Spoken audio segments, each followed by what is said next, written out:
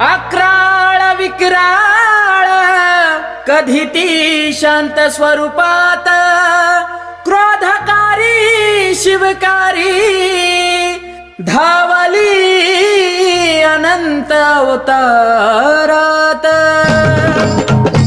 पहिले नमन तिला त्या हो अंबिकेला, पहिले नमन तिला हो अंबिकेला, कैलासाच्या मालकीनीला,